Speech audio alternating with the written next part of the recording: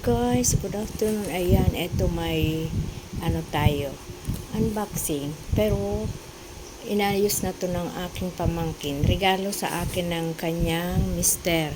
Kasi lagi daw brown out dito sa amin. Tapos para daw hindi ako masyadong mainitan. Yun. Ito yung kanyang inasimbol na to ng pamangkin ko. Yan, thank you sa kanyang mister. Yan.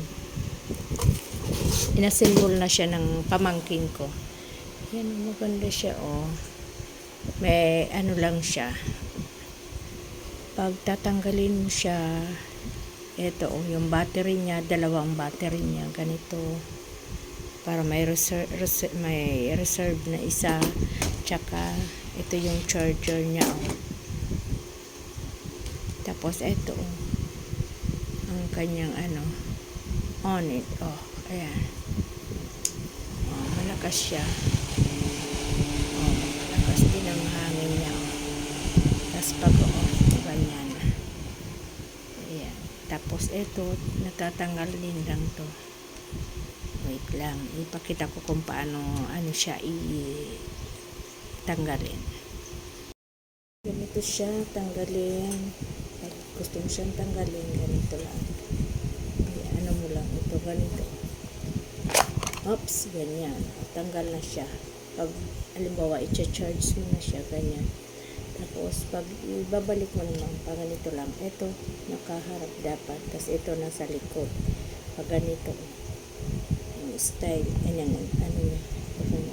Medyo pasensya na, ang boses ko medyo hindi pa maganda. So, yan.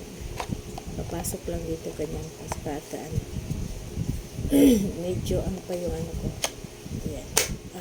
Yan, ganyan na. Ganyan lang guys, kasi simple. Pero ito, pamangkin ko na yun nag-assemble ito.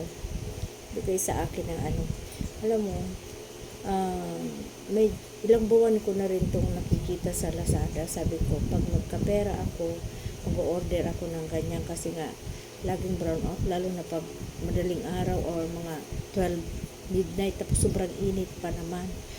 Tapos sabi ko, pag magkapera ako, mag-order ako niyan. Tapos, ayun. Nalaman ko na lang, sabi ng mister sabi ng pamangkin ko, tita, may bigay sa iyo yung mister nga daw niya. Tapos, nakita ko to yun. Masaya ako. Siyempre, kasi, medyo, rin to, may, sa ngayon naman masyado kaming financially hindi kami stable ngayon pagdating sa financial. Grabe ang problema namin ngayon. So yun, so maraming salamat Chris, bigay mo sa akin sa gift mo. Yun, parehas din nung time na sabi ko yung parang pag may nag-iisip ako ng gusto ko, kagaya din nung power bank. Sabi ko, tingin ako ng tingin sa Lazada. Sabi ko, pag nagkapera ako, bibili ako ng power bank kasi nga wala akong power bank. Tapos, nung nagpa-raffle doon sa yung kapitan namin, councilor na pala ngayon ng city, ng Legazpi.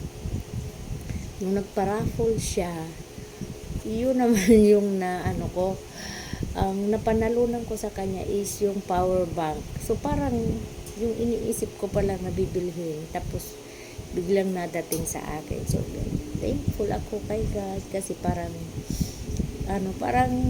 dinidinig niya yung parang simpleng hiling ko lang. So yun, bye bye guys, thank you for watching.